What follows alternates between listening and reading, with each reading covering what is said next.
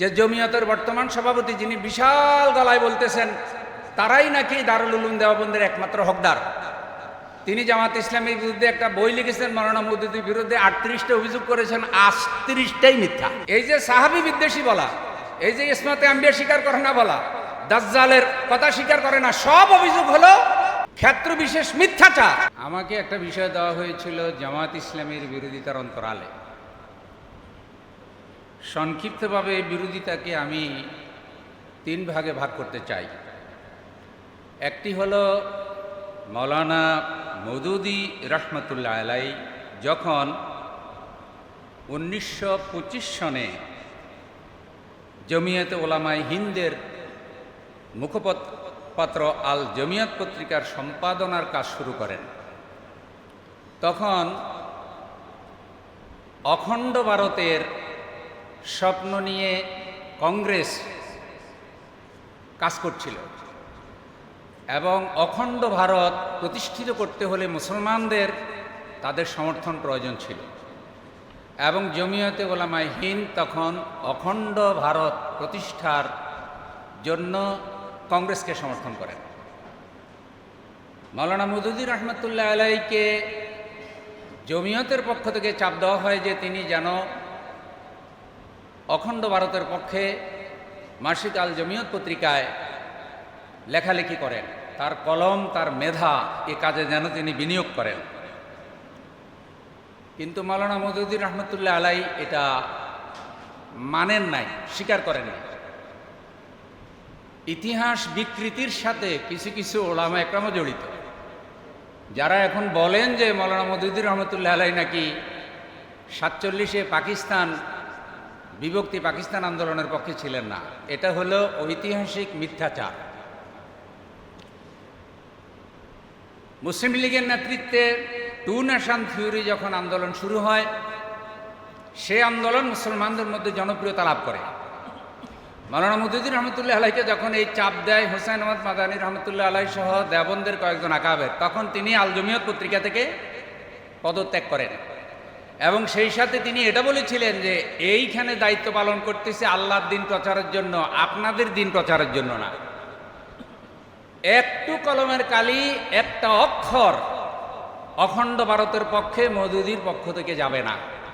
এরপরে তিনি ওখান থেকে মুক্ত হয়ে তর্জুমানুল কোরআন, সভা সমাবেশ, লিখনী, আর্টিকেল দ্বিজাতি তত্ত্বের পক্ষে লিখতে থাকেন। এখানেই মূলত বিরোধিতার সূত্রপাত। এবং ধীরে ধীরে যখন 1941 সালে জামাত ইসলামী প্রতিষ্ঠিত হয়, তখন জামাত ইসলাম এবং মাওলানা মওদুদি 2 দিকের আক্রমণের শিকার হন। একটা হলো মুসলিম লীগ, আরেকটা হলো জমিয়তে উলামায়ে হিন্দ এবং কংগ্রেস। পাকিস্তান প্রতিষ্ঠিত হওয়ার পরে জমিয়তে উলামায়ে হিন্দের আন্দোলন মাঠে মারা যায় এবং মাওলানা মওদুদি রহমতুল্লাহ আলাইহির লিখনী, কথা, বক্তৃতা, বিবৃতি এই উপমহাদেশের মুসলমানদের মধ্যে সমাদৃত হয় এবং তার এই লেখা আরব বিশ্ব পর্যন্ত সমাদৃত হয়। সারা পৃথিবীর বড় বড় স্কলাররা মাওলানা মওদুদি রহমতুল্লাহ আলাইহির এইসব লেখার দ্বারায় তার প্রশংসা করেন, যার কিছু নজির মতিউল ইসলাম সাহেব ডক্টর আমাদের হাফিজাহুল্লাহ তিনি পেশ করেছেন। এটা হলো প্রথম ধাপ। পরবর্তীতে তাকে থামিয়ে দেওয়ার জন্য, তার এই প্রচেষ্টাকে, এই আন্দোলনকে থামিয়ে দেওয়ার জন্য তারা ফতোয়া, অপব্যাখ্যা এগুলি শুরু করেন।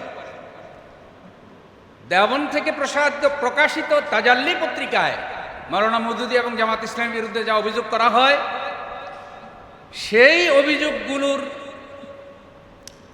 বিরুদ্ধে মাওলানা আমের ওসমানী রহমতুল্লাহ আলাই, যিনি মাওলানা শাব্বির আহমদ ওসমানী রহমতুল্লাহ আলাইয়ের জামাতা এবং ভাতিজা, তিনি এগুলির জবাব দিতে থাকেন।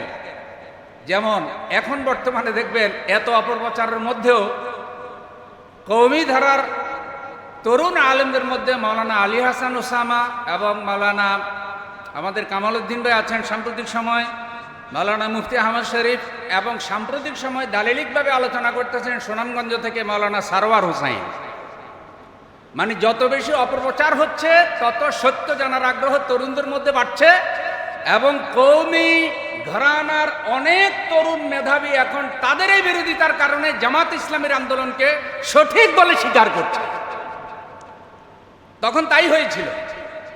আকাবেরদের দৃষ্টিভঙ্গির সাথে দ্বিমত পোষণ করে দ্বিজাতি তত্ত্বের পক্ষে আসা খুব কঠিন ছিল, কিন্তু মাওলানা সাব্বির আহমদ ওসমানী রহমতুল্লাহ আলাইহি তার অনুসারীদেরকে নিয়ে সে কাজটাই করেছিলেন।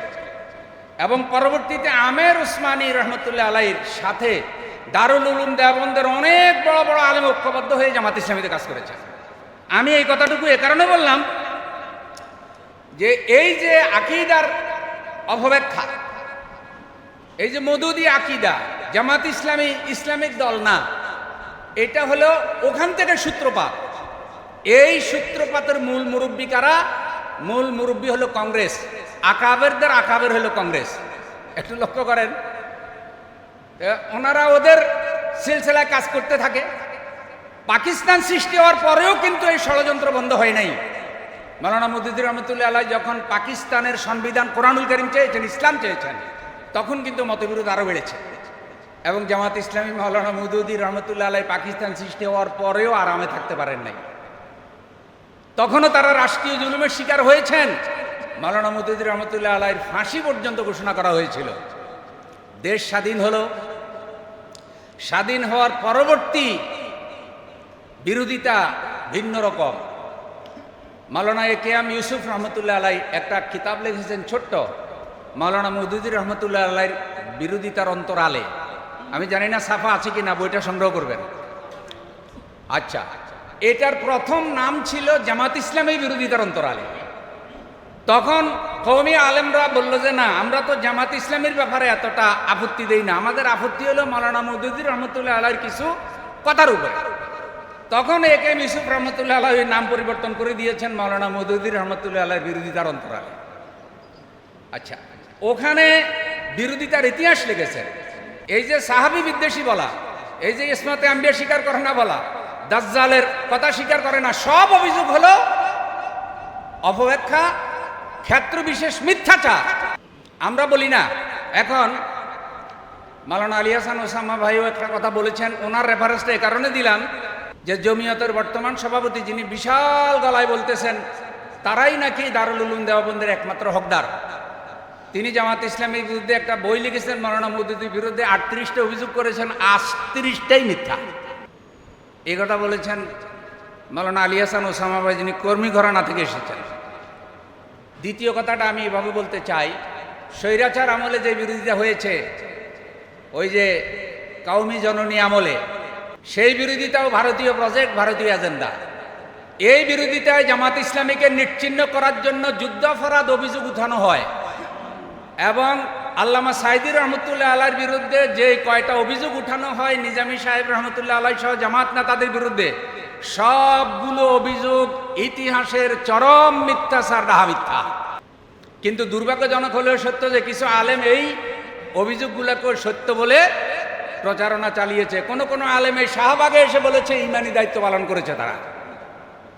ইমরানের সরকারের এখানে এসে যেখানে ব্লগাররা ইসলামকে গালিগালাজ করেছে, ওই বিরোধিতার যারা নেতৃত্ব দিয়েছে, ঠিক অখণ্ড ভারতের যারা স্বপ্ন দেখেছে তারাই জুলাই বিপ্লবের পরে এটা কিছুটা দামাচাপা পড়েছিল। এখন আবার নতুন করে এটা জেগে উঠেছে। কারা এটার সাথে জড়িত হলো? সে ভারতীয় এজেন্সি, ভারতীয় গোয়েন্দা র। তারা চিন্তা করেছে আমরা বিরোধিতা করি, যদি আমাদের কথা তো শুনবে না, তাহলে হুজুরদের বিরোধিতা করাতে হবে হুজুর দিয়েই। সংসদে একটা কথা উঠালো, একজন বলল, একজন যাকে শুটকুট পরা আকাবের হিসাবে তারা ইতিমধ্যেই সার্টিফাই করেছেন, তিনি বলেছেন যে ইসমাতে আম্বিয়া, তারপরে মেয়ারে হক জামাত ইসলামী স্বীকার করে না, বা মাওলানা মওদুদি স্বীকার করে না। তিনি অনেক আকাবেরের নাম বলেছেন। কোন সিলসিলায় বলেছেন উনি তো এদেরকে চিনার কথা না। তাহলে বোঝা গেছে আন্ডারগ্রাউন্ডে যেসব আকাবেররা আছেন তারা শুটকুট করা আকাবের দিয়ে ওখানে এটা মঞ্চে উঠাইছেন, এবং সেইটাকে তারা স্বীকৃতি দিয়ে তারপরে বিভিন্ন সভা সেমিনার করে এটাকে জাতীয়করণ করার চেষ্টা করছেন। ইনশাআল্লাহ এই ষড়যন্ত্র মাঠে মারা যাবে, ইনশাআল্লাহ। এটা কেউ মানবে না। আমি শেষ কথাটা এভাবে বলতে চাই, জামাত ইসলামী ইসলামিক দল নয়, জামাত ইসলামী শরিয়া মানে না, জামাত ইসলামীর আমির আলেম নয়, জামাত ইসলামী পর্দার কথা বলে না, সাংবাদিকদের সাথে সাক্ষাৎকারে বলেছে পর্দা মানি না, জামাত ইসলামী আমেরিকার দালাল, জামাত ইসলামী ভারতের সাথে কেন দেখা করলো, এ সবগুলো কোনোটাই ইসলামের জন্য না, দিনের স্বার্থে না, সবটাই রাজনৈতিক স্বার্থে। রাজনৈতিক স্বার্থ চরিতার্থ করার জন্য আকীদা আনা হয়েছে, রাজনৈতিক স্বার্থ চরিতার্থ করার জন্য মওদুদি আকীদা বানানো হয়েছে, মওদুদি ইসলাম বানানো হচ্ছে। দুর্ভাগ্যজনক হলেও সত্য যে যখন এই কথা সংসদে বলা হলো তখন আলেমদের, ওই সব আলেমদের আকাবেদের বলা উচিত ছিল, এটা আলেমদের বিষয়, আলেমরা দেখবে, ইসলামপন্থীরা দেখবে। আপনি করেন ধর্মনিরপেক্ষ রাজনীতি, জাতীয়তাবাদী রাজনীতি, আপনার তো এ বিষয়ে জানার কথা না, কিন্তু ওনারা প্রতিবাদ করতে পারেন নাই কেন? কারণ ওনারাই আড়ালে থেকে এইসব বিষয় উস্কাই দিচ্ছেন।